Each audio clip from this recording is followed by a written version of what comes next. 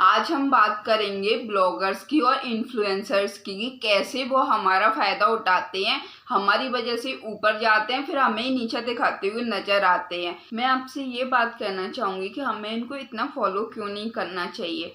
पहली बात तो ये ब्लॉगर्स के लिए खुद के लिए भी अच्छा नहीं है और एज अ ऑडियंस हमारे लिए भी अच्छा नहीं है, क्योंकि जो ब्लॉगर्स होते हैं ना, वो उनकी पर्सनल लाइफ कुछ बचती ही नहीं है। जो भी वो कंटेंट बनाते हैं उनके माइंड में हमेशा ये चलता रहता है, अच्छा ब्लॉगिंग में ये कैसा दिखेगा, अच्छा ये चीज़ को ऐसे कर लेते हैं। तो आज हमको जाना है अपने नए घर के लिए टॉयलेट सीट देखने के लिए, क्योंकि हमारे घर में ना 6-7 वॉशरूम है, तो सबके लिए देखना है हमको अच्छे वाली जिसमें अच्छे से फ्लश हो जाए। बिकॉज इस वाले घर में है ना जिसमें फ्लश ही नहीं होता भाई। जब कैमरा ऑफ होता है तभी उनकी वो फीलिंग होती है। आप सोच लीजिए ना, जैसे आपको कोई देख रहा है तो उस टाइम आप कैसा बिहेव करते हो, आप हमेशा कॉन्शियस रहते हो कि अच्छा मुझे ऐसा बिहेव करना है। वैसे ही ब्लॉगर्स के साथ होता है। दूसरी चीज़, उनकी पर्सनल लाइफ कुछ बचती ही नहीं है। जहाँ चाणक्य जैसे लोग कह रहे हैं कि हमें अपनी पर्सनल लाइफ के बारे में किसी को नहीं बताना चाहिए, आज ये ब्लॉगर्स चिल्ला चिल्ला के बता रहे हैं। खैर अच्छी बात है, उनके पास भी पैसा आ रहा है, लेकिन ऑडियंस के रूप में हम परेशान हो जाते हैं, क्योंकि हम उनसे कनेक्ट हो जाते हैं, फिर उनकी लाइफ में कुछ होता है उससे हम अफेक्ट होते हैं।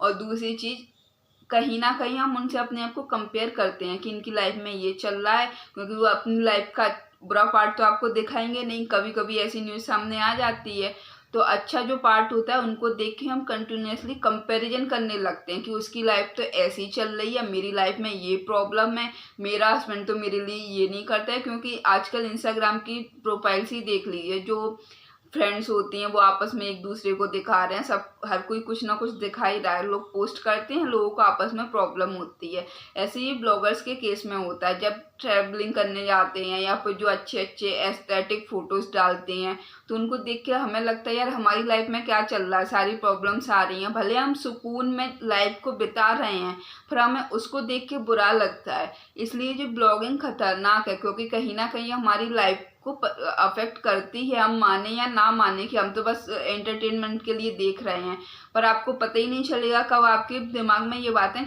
जा चुकी हैं। साथ ही इन लोगों के लिए अच्छे बुरे कमेंट दोनों आते हैं, तो इनकी मेंटल हेल्थ को भी अफेक्ट करता है। रिसेंटली एक घटना हुई थी फ्लाइंग वीस्ट यहाँ पे गौरव तनेजा की। उनकी वाइफ जाती है एक सत्संग में, वहां से उनका एक वीडियो सामने आता है। अब तक सबको इस बारे में पता चल ही चुका होगा, मैं उस बारे में बात नहीं करूंगी। चलो शॉर्ट में बता ही देती हूँ। ऋतु राठी एक सत्संग में जाती हैं, उसके बाद से वो कहती हैं कि मैंने अपना 100% दिया, मेरे साथ ऐसा ऐसा हुआ। तो उसके बाद से ऑडियंस उनको पहचान लेती है कि ऋतु राठी हैं, फिर उनके डिवोर्स की खबरें आने लगती हैं।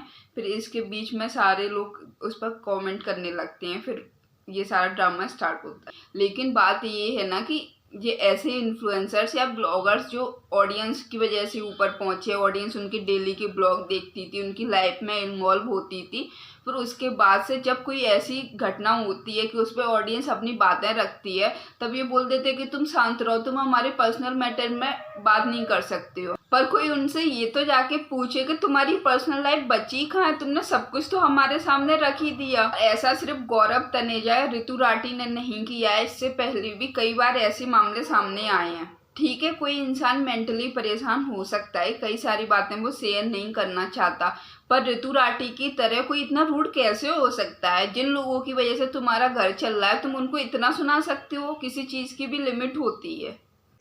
But some people need a tadka. Am I a abla nari? No. The maid who comes to your house, वो अबला नारी है। उसके लिए उस पर 1000 अत्याचार हुआ। वहीं गौरव तनेजा ऐसा कमेंट पोस्ट करते हुए नजर आए। अब खबरें ये भी आ रही हैं कि उनने साथ में फोटो डाला है, उनका पैचअप भी हो गया है। पता नहीं ये कितना सही था कितना गलत था। कुछ लोग इसे पब्लिसिटी स्टंट कह रहे हैं कि ठीक है, जब कंटेंट में डिप आती है तो लोग उसको ऐसी बातें कहते हैं। पता नहीं, जो भी हो, पर ऐसा है कि इस सब के बीच में ऑडियंस क्या करे। ऑडियंस तुम्हारे साथ जर्नी में शुरुआत से थी, लेकिन जब अब तुम यहाँ पहुंच चुकी हो, तुम्हारी लाइफ में कुछ होता है, तो ऑडियंस उस पर भी बात करेगी ना। जैसे एक डेली सोप की तरह हुआ, जिसे वो डेली देख रहे हैं, उसके बारे में उनके कुछ थॉट्स हैं, जैसे मूवीज के बारे में होते हैं, तो वो बोलेंगे ही ना।